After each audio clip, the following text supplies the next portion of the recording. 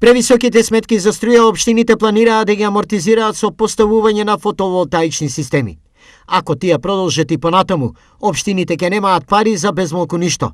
Затоа единствен излез е инвестирањето во овој вид на енергија.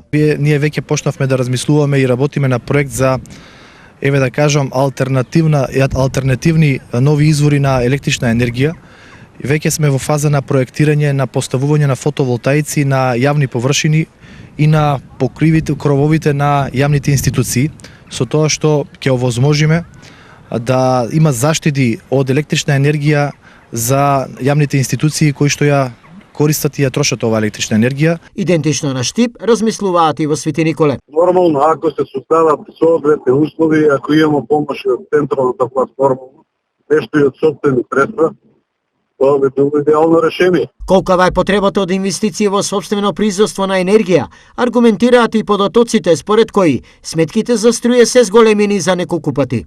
Штип месечно за струја плаќа 11 милиони денари, а малите Чешиново, Блешево и Зрновци стигнуваат до суми од 800.000, односно 140.000 денари. Иако излезото е во овој вид инвестиција, сепак некои од општините немаат пари ниту за нив.